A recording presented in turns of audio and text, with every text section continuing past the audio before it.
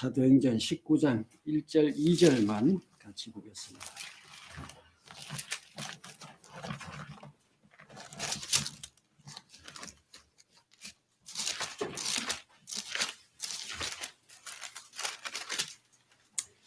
제가 읽겠습니다. 아볼로가 고린도에 있을 때에 바울이 윗지방으로 다녀 에베소에 와서 어떤 제자들을 만나 이르되 너희가 믿을 때 성령을 받았느냐 이르되 아니라 우리는 성령의 계심도 듣지 못하였노라. 아멘. 오늘부터 4주에 걸쳐서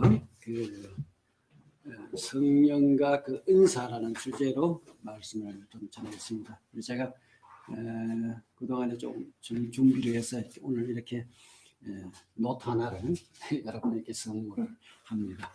그래서 여기 그 첫날은 오늘 성령 그는 누구신가, 그 다음에 두 번째 강의는 성령 그는 무슨 일을 하셨는가, 세 번째는 성령과 그 은사, 마지막 네 번째 강의는 가장 큰 은사, 가장 좋은 길라는 주제로 4번에 걸쳐서 말씀을 전하도록 하겠습니다. 이 내용을 참고하시고 보시면 따라오면 될 것 같습니다. 오늘 본문 이제 제1강으로 시작했는데, 오늘 본문에 사도 바울은 에베소 전도를 시작할 즈음에 한 무리의 제자들을 만나죠. 그들은 아마 침례 요한의 제자일 것이라 그렇게 추정이 됩니다. 바울은 이들에게 여러분 믿을 때에 성령을 받았습니까? 이렇게 물었고, 그들은 대답하기를 우리는 성령이 있다는 말을 들어보지도 못하였습니다. 이렇게 대답했죠.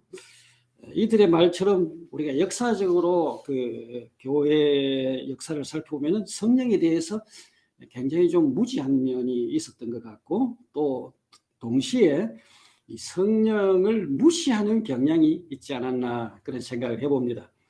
왜냐하면 사도신경을 봐도 그 성령에 대한 부분은 딱 한 줄 나와 있습니다. 어떻게 나와 있습니까? 성령을 믿사오며, 이 전부입니다. 성령을 믿사오며 그렇게 되어 있고, 조직신학 책의 목차를 이렇게 한번 살펴봐도 그 성령에 대한 부분은 굉장히 아주 빈약하게 기술되어 있는 걸 볼 수 있어요. 주로 이제 그 신론, 하나님, 그 다음에 이제 예수님에 대한 이야기가 길게 나오고, 성령에 대한 것은 거의 빈약하게 기술되어 있을 뿐만 아니라 어떤 데는 성령론 자체를 거의 언급 안 하는 경우도 있는 것 같더라고요. 또 그리고 특히 이단들이 그 성령의 실체를 부정하는 경향이 있는데, 교회 회의에서 최초로 이단으로 정죄되었던 그 아리우스뿐만 아니라 우리가 잘 아는 이단 여호와 증인에서 그 성령을 여호와의 활동력, 그러니까 하나님이 아니고 여호와의 활동력이다 이렇게 주장을 했죠. 또 우리가 하나님의 교회, 잘 아는 대로 그 창시자 안상홍이죠. 이런 자는 자기 자신이 보혜사 성령이다, 굉장히 망령된 주장을 펼치기도 했습니다. 성령은 단순히 하나님께로부터 오는 어떤 그런 힘이 아니죠. 근데 문제는 우리 기존 신자들도 그 무의식 속에, 그러니까 의식적으로는 그렇게 이야기 안 하지만 무의식 속에 이 성령에 대해서 이들과 비슷한 생각을 갖고 있지 않나 그런 생각을 합니다.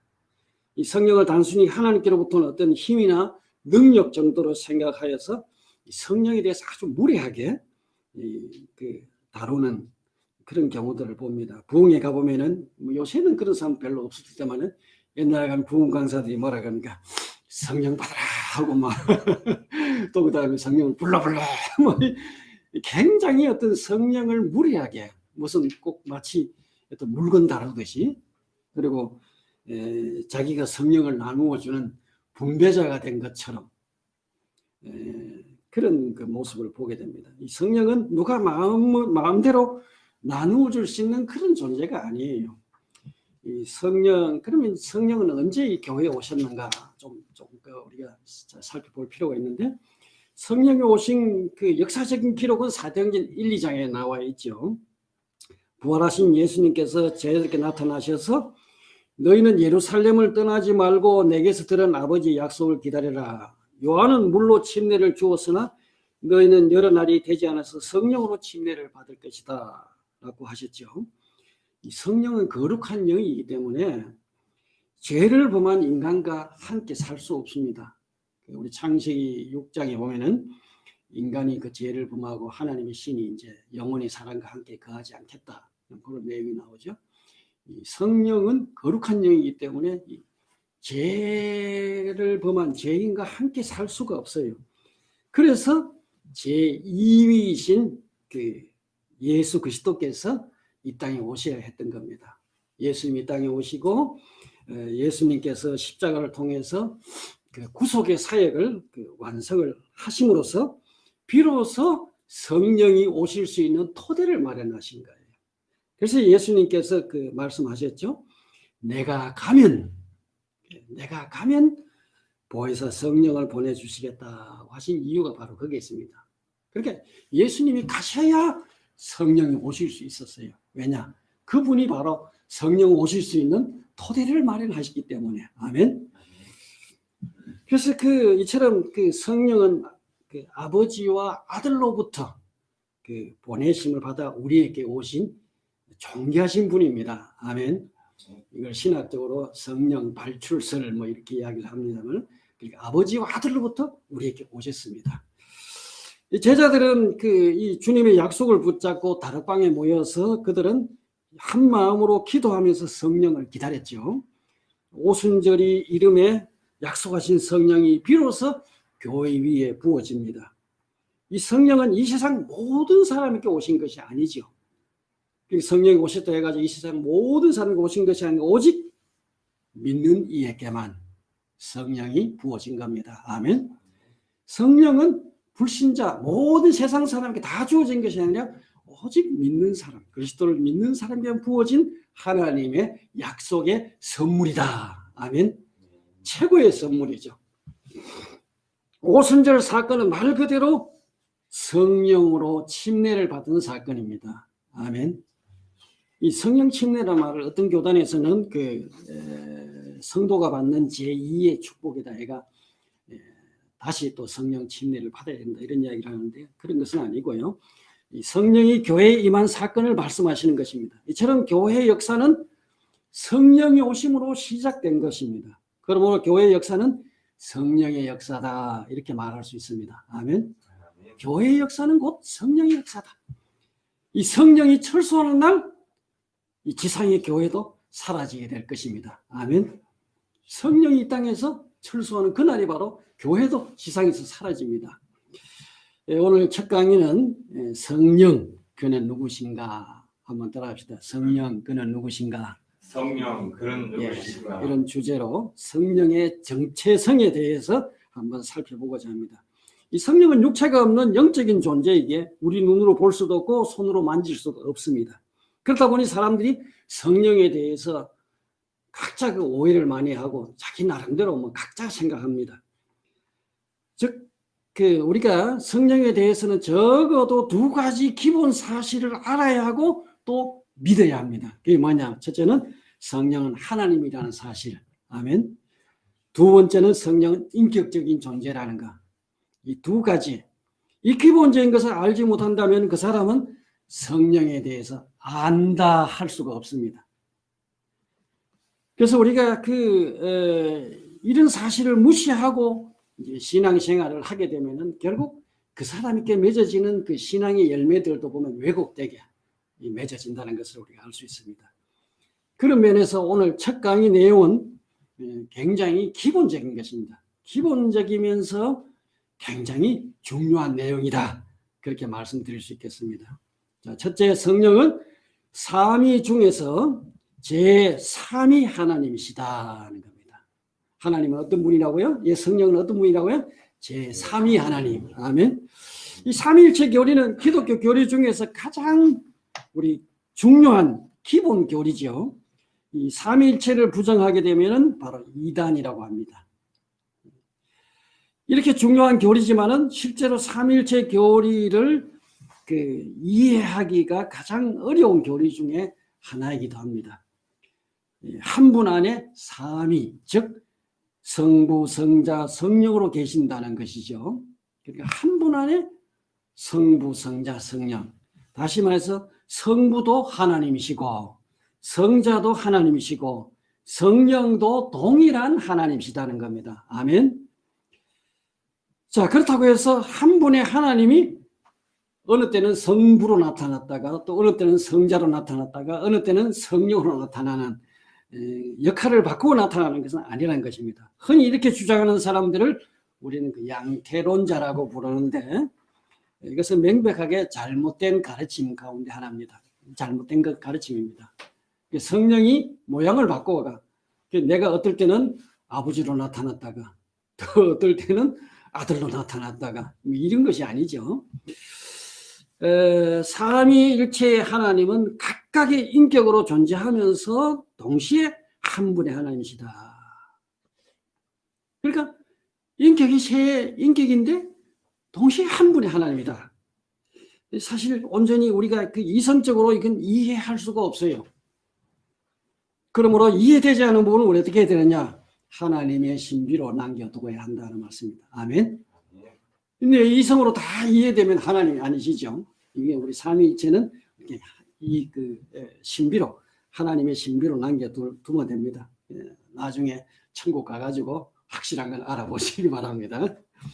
성령은 바로 삼위 가운데 제 3위의 하나님이시다. 이 삼위라고 해서 열등한 위가 아니라 아버지와 아들과 동등한 분이시다는 겁니다. 제4세기 아리안 논쟁은 이 성령의 인격성과 신성에 대하여 정통주의적 교리를 확장하는 계기가 되는데 그 아리우스라는 사람은 성령을 피조된 존재다 이렇게 주장했죠. 원래 그 사람은 처음부터 그렇게 그 성령의 어떤 인격성을 부정하지는 않았다 그래요. 나중에 성령의 인격성과 신성 모두를 다 부인하고 결국 교회에서 이단으로 정죄됩니다. 그렇다면 성령이 하나님이라는 근거는 무엇인가? 제이 오스왈드 샌더스는 이 성령의 신성을 4가지로 설명을 해주는데 그 내용을 간단하게 요약해 보면은 첫째, 성령에 대하여 붙여진 명칭이 성령의 신성을 주장한다 하는 겁니다. 다시 말해서 거기에 성경에 보면 하나님의 신, 주의 성령, 우리 하나님의 성령 이런 이름들이 성령의 신성을 주장한다는 것이죠. 그러니까 성령을 우리가 천사의 영 혹은 사람의 영 혹은 귀신의 영 이렇게 부르지 않고 뭐라고 불렀다고요? 하나님의 영, 주의 영, 우리 하나님의 성령. 다시 말해서 예를 들어서 배우의 영 그러면은 그 영이 누굽니까? 그 배우죠. 하나님의 영, 그 하나님이십니다. 아멘. 하나님의 영 이렇게 불렀다는 것은 바로 그분이 하나님이라는 말씀입니다. 두 번째로 성령께서 그 하나님의 특권을 행사하신다는 것이 그분의 신성을 주장하는 것이죠. 고린도전서 12장 4절 6절에 보면 은사는 여러 가지나 성령은 같고 직임은 여러 가지나 주는 같으며 또 역사는 여러 가지나 모든 것을 모든 사람 가운데 역사하신 하나님은 같으니라. 이 말씀을 보면 삼위 하나님이 동시에 등장하죠. 성령은 직접 은사를 주시는 분. 그러니까 그 그리스도는 은사를 통하여 각 사람에게 뭘 줘요? 직임을 주신다. 그러니까 하나님은 은사를 통하여 역사하시는 분으로 묘사하고 있다는 말씀입니다. 그러니까 삼위가 동등하게 각자 다른 역할들을 가지고 활동하시는 그런 모습을 볼 수 있죠. 자, 세 번째, 성령께서 이 절대적인 속성을 돌림으로 성령의 신성을 주장한다는 것입니다. 아버지와 아들에게 그 신성의 속성들이 성령께 동일하게 돌려지고 있습니다. 성령께 돌려진 속성을 보면은 성령의 그 영원성, 생명의 성령, 진리의 성령, 성령의 편재성, 전능성, 성령의 전지성 이런 것들이 성령의 신성을 뒷받침합니다. 바로 하나님께 돌려지는 그런 어떤 속성들이 절대적인 속성들이죠. 사람을 가리켜서 우리는 전능하다 이렇게 하지 않잖아요. 하나님은 전능하십니다. 그러니까 이 성령도 동일한 하나님께 돌려지는 그 속성을 돌리고 있기 때문에 우리 그 신성을 주장한다는 것이죠. 네 번째, 성령께서 아버지와 아들과 동등한 수준에서 나란히 언급되고 있습니다. 히브리서 9장 14절에 보면 하물며 영원한 성령을 힘입어 자기 몸을 흠없는 제물로 삼아 하나님께 바치신 그리스도의 피야말로 더욱더 우리들의 양심을 깨끗하게 해서 우리로 하여금 죽은 행실에서 떠나서 살아계신 하나님을 섬기게 하지 않겠습니까? 여기 보면 삼위께서 구역 사역에 함께 등장하고 있는 것을 볼 수 있죠. 성부, 성자, 성령이 동시에 등장합니다. 또 그리스도께서 예수님께서 그 침례 받으실 때 보면 현장에 삼위가 함께 등장하죠. 우리가 뭐 잘 아는 내용이니까 설명하지 않겠습니다. 또 마태복음 28장 19절에 보면 지상명령에 보면은 침례를 베풀 때에도 아버지와 아들과 성령의 이름으로 침례를 주라고 명령합니다. 삼위가 동등한 위치에서 등장하고 있죠. 그리고 고린도후서 13장 13절 축도에도 함께 등장합니다. 주 예수 그리스도의 은혜와 하나님의 사랑과 성령의 사귐이 여러분 모두와 함께 하기를 빕니다. 아멘. 이처럼 성령은 삼위 중에 한 위가 되시는 하나님이시다. 이걸 한번 따라해 볼까요? 성령 하나님. 성령 하나님 사랑합니다. 성령 하나님 경배합니다. 성령 하나님 경배합니다. 우리 성령은 하나님이십니다. 하나님. 그래서 무한하신 능력을 지니신 성령이시여 모든 은혜가 당신께로부터 흘러나옵니다. 삼위 중에 한 이가 되시는 성령을 바로 알고 섬기게 도와주소서. 아멘. 자, 두 번째로 성령은 인격적인 분이시다는 겁니다. 우리가 성부 하나님께서 한 인격이시고 성자 하나님께서 한 인격이신 것처럼 성령께서도 한 인격이라는 의미입니다. 이 성령의 인격성은 수세에 걸쳐서 부인되거나 등한히 여겨 왔는데 앞에서 말한 것처럼 니케아 회의에서 이단으로 정죄된 아리우스는 그리스도의 신성을 부정했을 뿐만 아니라 이 성령의 인격성도 부정했습니다. 그에게 있어서 성령은 단지 피조된 세계에 나타난 하나님이 사용하는 이 에너지, 전기와 같은 존재에 불과했다는 겁니다. 그뿐 아니라 16세기 소시너스와 그의 추종자들은 성령은 단순한 하나님부터 흘러나오는 어떤 세력 정도로 주장을 했습니다. 이것이 오늘날 유니테리안주의, 이 유니테리안주의라는 것은 일종의 단일신주의자죠. 여기에 기초를 놓았다 이렇게 이야기합니다.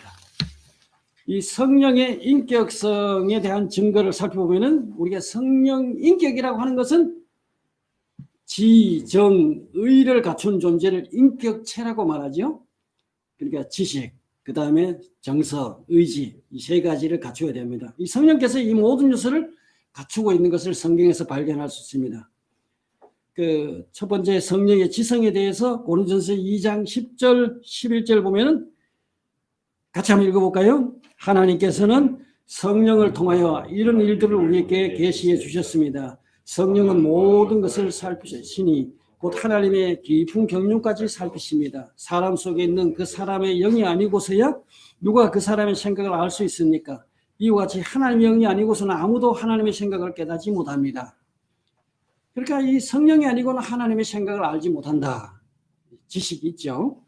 그 다음에 성령의 감성. 에베소 4장 30절에 보면 하나님의 성령을 슬프게 하지 마십시오. 여러분은 성령 안에서 구속의 날을 위하여 인치심을 받았습니다. 이 성령께서 슬퍼하신다.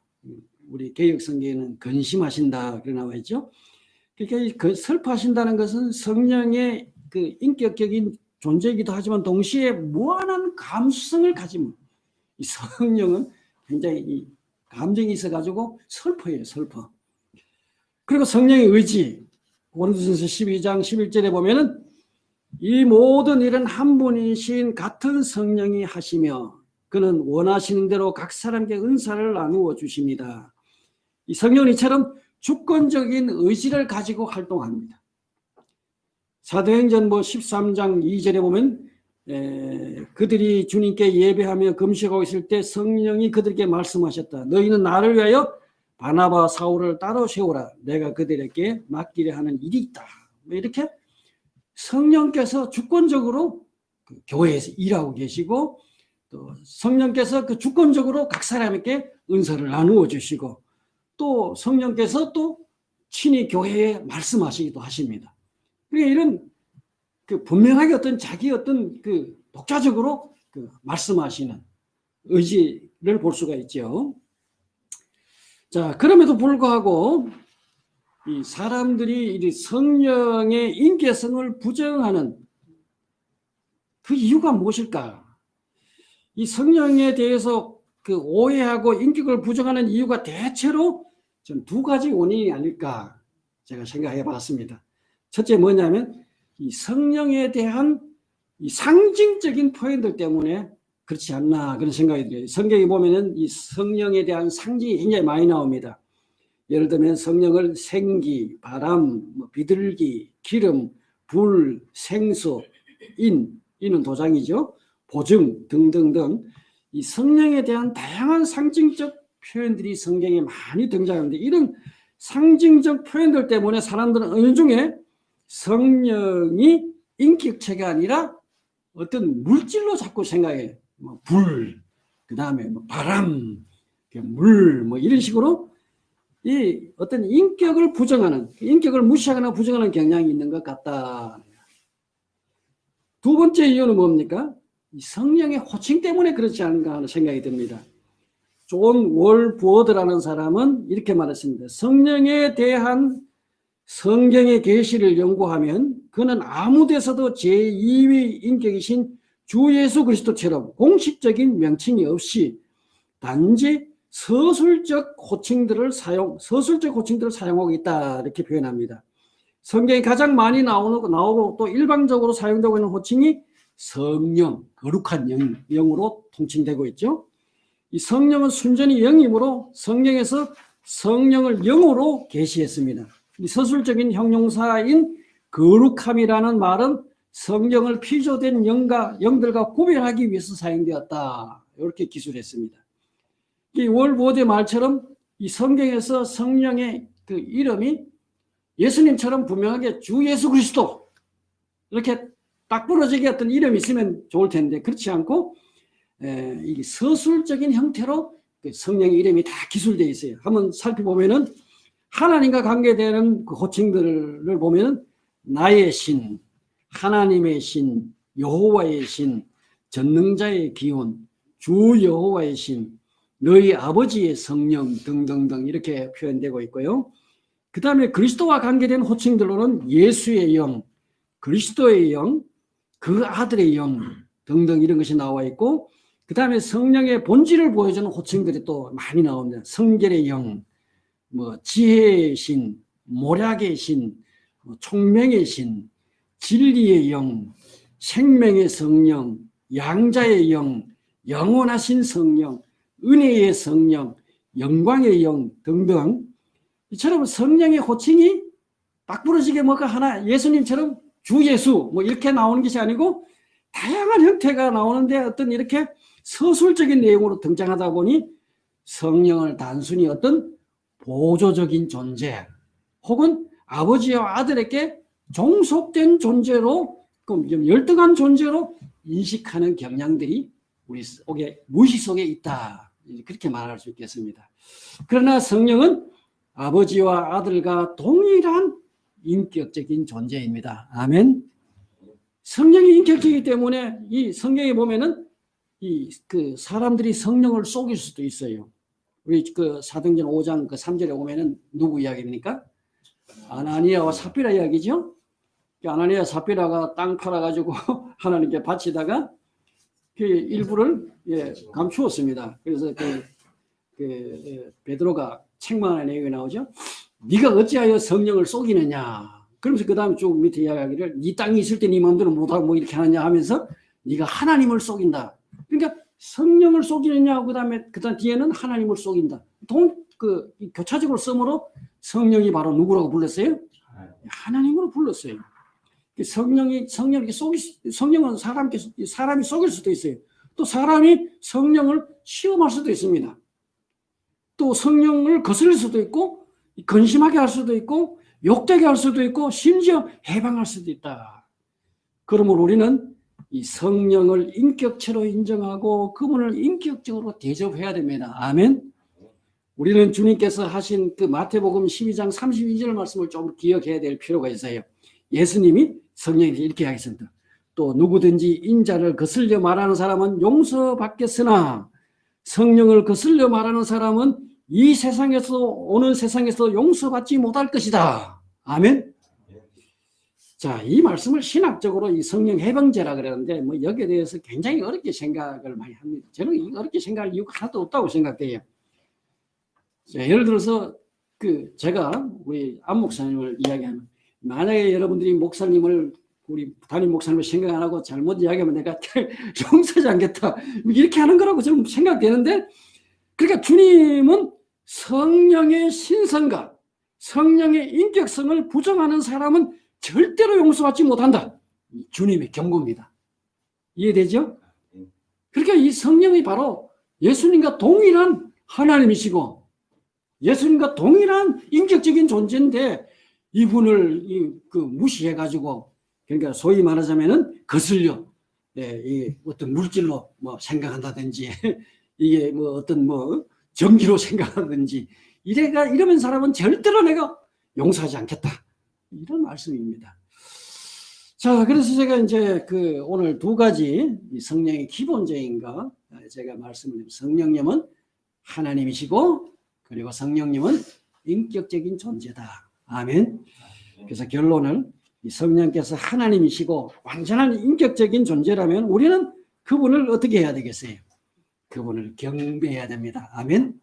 경배해야 되고 그분과 인격적인 또 사귐을 가져야 한다. 그래서 제가 결론 두 가지로 이렇게 맺었는데, 첫째, 삼위이신 성령님은 마땅히 예배를 받아야 할 분입니다. 아멘. 아버지, 그러니까 1위이신 아버지도 예배를 받으시고 2위이신 예수님도 예배를 받으시고 3위이신 성령도 예배를 받아야 한다는 말씀입니다. 아멘. 우리가 하나님을 섬기는 최고의 양식은 뭐냐? 예배입니다. 예배에서 3위의 역할이 근데 성경을 찾아보면은 예배는 우리만 드리는 게 아니에요. 예배가 3위가 동시에 다 관여를 하시는데 이 서로 역할이 다르게 나타나요. 예를 들면 아버지는 예배의 초대자로 나타나십니다. 우리가 잘 아는 대로 예수님이 드신 예화 가운데 어떤 임금님이 잔치에 손님들을 어떻게 해요? 초청하죠. 동네로 가가지고 사람들 다 오라고 해라는데 다 사람들이 뭐 어떻게 해요? 핑계 다 대죠. 소도 샀고 장가도 갔고 뭐 여러 가지 일이 있으면 못 간다. 그 다음에 하관한 임금님이 어떻게 해? 가가지고 길거리 사방에 가가지고 누구든지 다 데려오라 뭐 이렇게 이야기하는 얘기인 거죠. 그러니까 아버지는 예배의 초대자로, 그러면 아들은 하나님 앞에서 예배자로 나아갈 수 있는 자격을 우리에게 갖추어 주시는 분으로 이렇게 등장하고 있는 것 같아요. 임금님 잔치에 참석할 수 있는 사람은 그냥 아무나 참석하는 게 아니에요. 초대되어 왔다 하더라도 그 자리에 들어가기 위해서는 반드시 예복을 입어야 들어갑니다. 그렇죠? 자, 우리 성경에 보면 그러므로 교우 여러분, 우리는 예수의 피를 힘입어서 담대하게 지성소에 들어가게 되었습니다. 히브리서 10장 19절의 말씀입니다. 아멘. 우리가 주님 하나님의 잔치에 참석할 수 있도록 예수 그리스도가 우리의 그 피로 우리에게 거룩한 흰옷을 예복을 준비시켜 주십니다. 그리고 제3위이신 성령님은 예배가 예배되게 도우시는 분으로 나타나고 있어요. 요한복음 4장 24절에 보면은 하나님은 영이시다. 그러므로 하나님께 예배드린 사람은 영과 진리로 예배를 드려야 한다. 뭐 영과 진리에 대해서 여러 가지로 설명할 수 있겠습니다. 벵겔이라는 신학자는 영은 성령으로, 진리는 그리스도로, 그분은 그렇게 해석했어요. 그래서 이 성령과 그리스도로 예배한다. 그러면 저도 그렇게 이해를 하고 싶습니다. 그래서 성령과 그리스도로 예배한다는 성경적인 근거가 있느냐? 에베소 2장 18절에 보면은 이방 사람과 유대 사람 양쪽 모두 그리스도를 통하여 한 성령 안에서 아버지께 나아가게 되었습니다. 그리스도를 통하여서 성령 안에서 아버지께 나아가게 되었습니다. 그랬죠? 빌립보 3장 3절에 그 하나님의 영으로 예배하며 그리스도 예수 안에서 자랑하며 육신을 의지 않는 우리들이야말로 참으로 할례받은 사람입니다. 이처럼 진정한 예배는 성령의 도움 없이는 드릴 수 없습니다. 아멘. 그러니까 우리가 하나님께 나아가는데 예수 그리스도가 주는 의의 옷을 입고 우리 성령의 도움을 받아서 나가는 겁니다. 아멘. 그래서 그 기도도 마찬가지예요. 그 기도도 그 성경에 보면 이와 같이 성령께서 우리의 연약함을 도와주십니다. 우리는 어떻게 기도해야 할지 알지 못하지만 성령께서 친히 이루 다 말할 수 없는 탄식으로 우리를 대신하여 간구하여 주십니다. 이처럼 우리가 기도하거나 예배하는 것은 바로 성령의 도움으로 하나님을 온전히 예배할 수 있습니다. 아멘. 그래서 이 성삼위를 통해서는 하나님을 예배하고 섬겨야 됩니다. 그리고 성령이 인격체시라면 마땅히 그분과 인격적인 사귐을 가져야 합니다.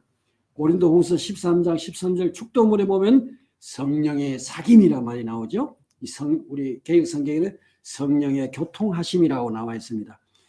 이 성령의 내주하심을 통하여 우리 안에 거하시는 거죠.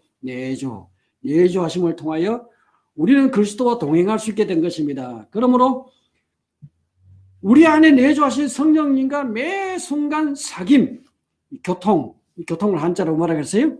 사길교, 그 다음에 통할 통. 우리 한자 공부 좀 합시다.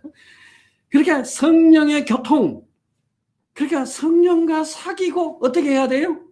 통해야 돼요. 할렐루야. 우리는 성령이 그냥 우리 속에 와 계시는, 그냥 우두커니 모셔두는 분이 아니고 성령이 우리 안에 와 계시면은 그분과 사귀고 그분과 매 순간 통해야 됩니다. 자, 이렇게 한번 우리가 말씀해 봅시다. 성령님 말씀하세요. 제가 듣겠습니다. 한번 따라해 보세요. 성령님 말씀하세요. 제가 듣겠습니다. 성령님 함께 가요. 한번 해보세요. 예, 성령님 함께 가요. 예, 성령님 제가 사랑합니다. 예, 우리 쪽에서 한번 이렇게 성령님 쪽에 대화를 시도하고 그분과 친숙한 사귐이 이루어집니다. 이 인격적인 사귐을 가지는 데서 굉장히 특별히 조심해야 할 것이 몇 개 있어요. 자, 우리가 인격적인 존재이기 때문에 예를 들어서 우리가 강아지를 키우는데 강아지는 인격적인 존재가 아닙니다. 그죠? 강아지고 뭐 흔히 여자분들 그러죠. 강아지 키우는 여자분들 내가 엄마라고 엄마. 강아지를 보고 사랑한다 하다가 어떻게 걔가 마음에 안 들면 어떻게 합니까? 저 패기도 하고 저 때리기도 합니다. 인격체는 그렇게 할 수가 없죠.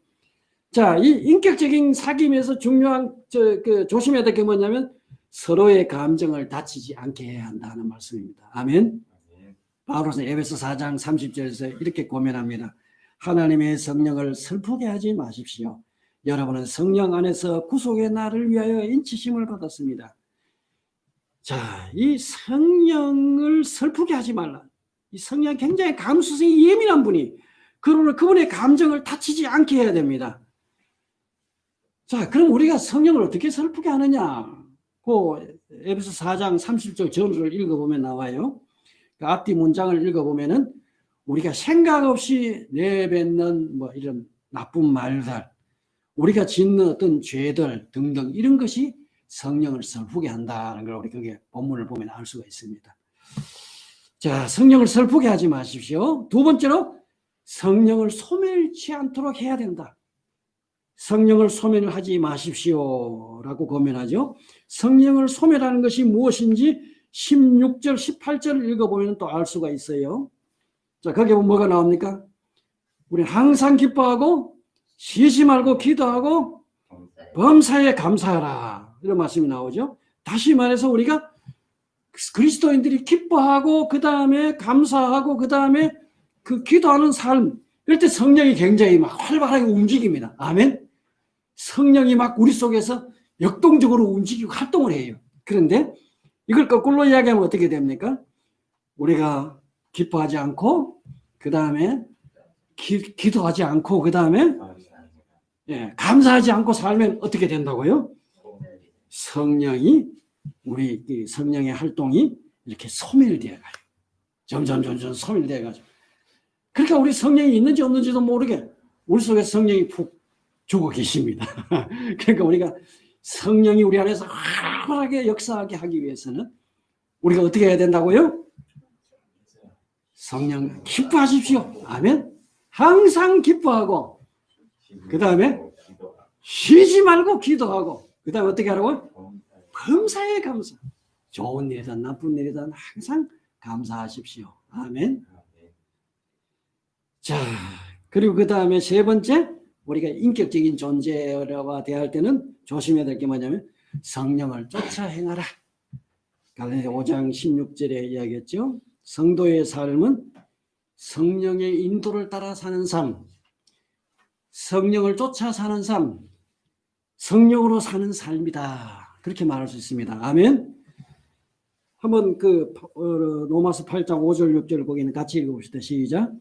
육신을 따라 사는 사람은 육신에 속한 것을 생각하나 성령을 따라 사는 사람은 성령에게 속한 것을 생각합니다. 육신에 속한 생각은 죽음입니다. 그러나 성령에 속한 생각은 생명과 평안입니다. 아멘. 여러분 성령을 따라서 성령을 쫓아서 살기를 주의 이름으로 축원합니다. 아멘. 자,